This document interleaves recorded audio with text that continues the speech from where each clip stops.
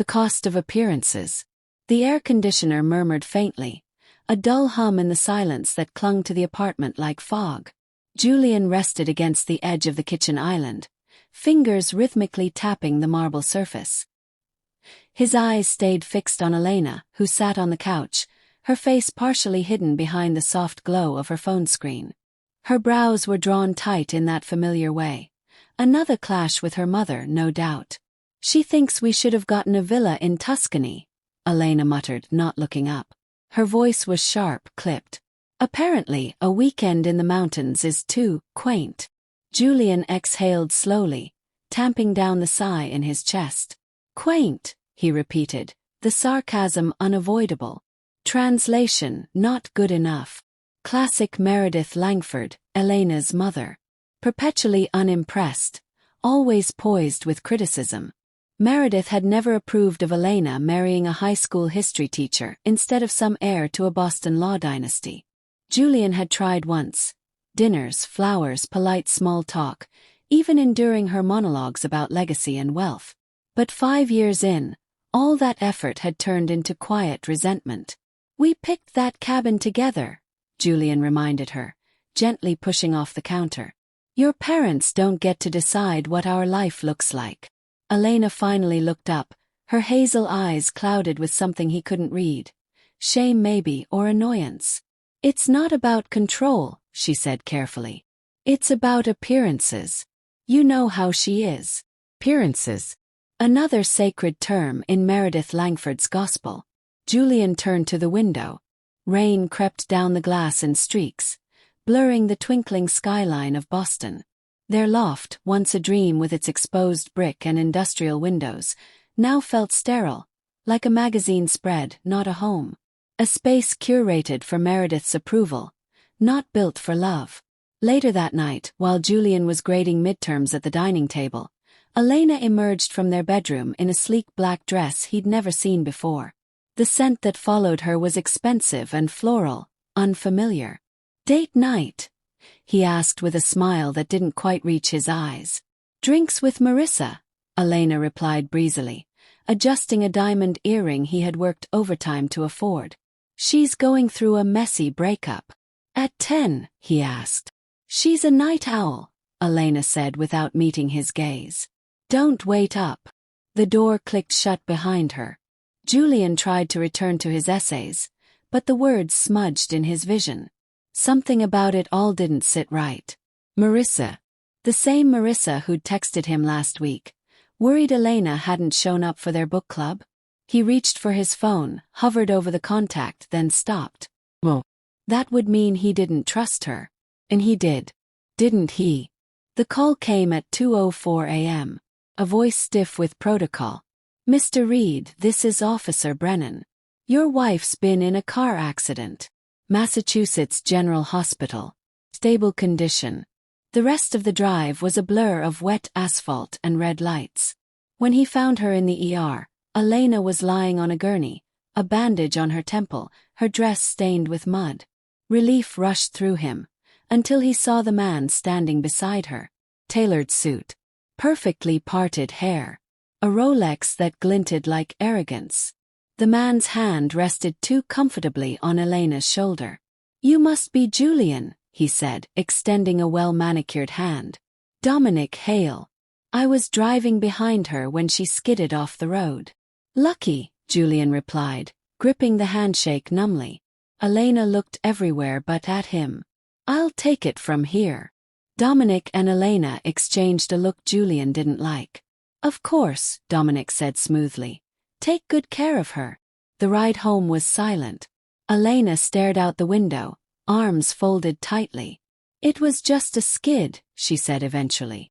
"The road was slick." "Was Marissa with you?" Her pause was all the answer he needed. "I needed space, Julian. From everything." Her mother. The life she resented. The next morning, Julian found a diamond stud earring on the passenger seat. Just one. She hadn't worn those earrings last night. A spicy cologne lingered in the car, one Julian didn't own. At lunch, he scrolled through her Instagram. He rarely did. A photo stopped him cold, A rooftop bar captioned Midnight Therapy. Dated last Thursday, the night she'd said she was comforting Marissa. Reflected in her sunglasses, barely visible, was a man seated at the bar. Dominic Hale. From then on, the signs multiplied. Late-night whispers on the phone. Unopened lingerie in Bloomingdale's bags. The way she recoiled when he brushed her hand. One afternoon while she was out, Julian opened her desk drawer. Under a stack of fashion magazines, he found it. A hotel receipt. The Liberty Hotel. 2 weeks ago. Room 1203. King Suite. His hands trembled as he sat down, the receipt feeling like fire in his fingers. Her laptop chimed. A new email blinked on the screen. From Dominic Hale. Subject: last night.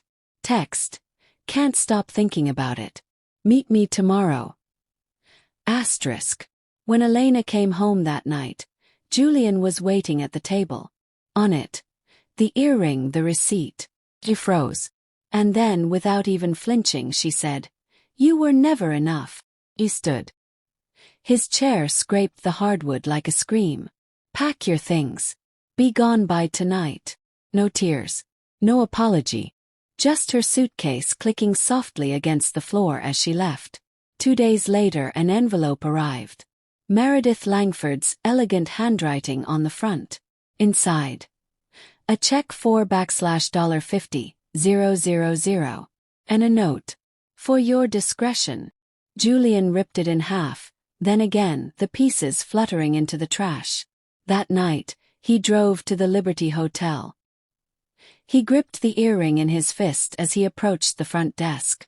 Room 1203. The clerk hesitated, then said, "He's not alone." Julian climbed the stairs. Laughter spilled from the door, Elena's laughter. Bright, fruitless, foreign. He raised his hand to knock, then stopped. "You're better than this," he whispered to himself. He left the earring on the doormat and walked away. The divorce papers came a week later. He signed them without reading. That night, he boxed her remaining things. Her dresses, her perfume, the wedding album she never bothered to hang.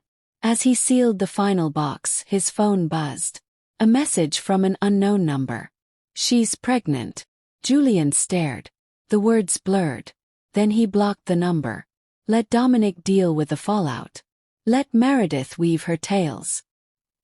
He poured himself a whiskey, ice clinking like a bitter toast to freedom.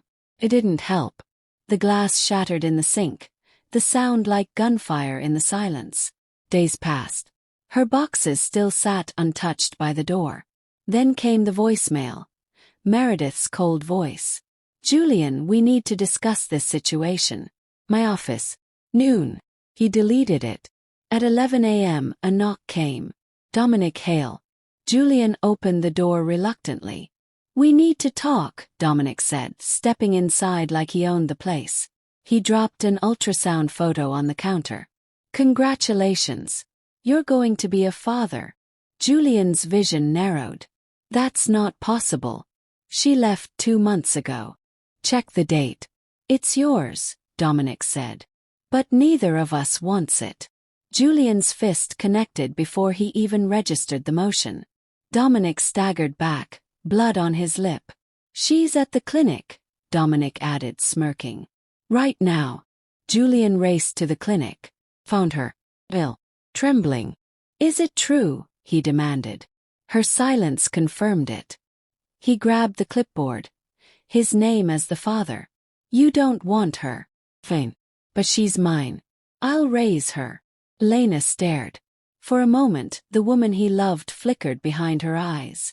"I'll sign the custody papers," she whispered. "Just don't involve my mother." The legal battle was brutal. Meredith unleashed her legal hounds, but Julian had everything. Emails, photos, hotel footage. Elena cracked on the stand. He won. Julian moved into a smaller apartment by the Charles River. Sparse. Quiet. One photo on the fridge, her ultrasound. At night, he read parenting books with trembling hands. When Elena called from the hospital, gasping through labor, he hung up. At dawn, the nurse placed the baby in his arms. A girl. Pink. Angry. Beautiful. Her nose was Elena's. But the scowl, that was all him. Sophia, he whispered, the name anchoring him. Behind the glass, Elena watched. Ghostlight. Hello. She pressed a hand to the window. Julian turned away, holding Sophia close. Some betrayals, he realized, come wrapped in blessings. And some stories don't end in revenge, just in rebirth.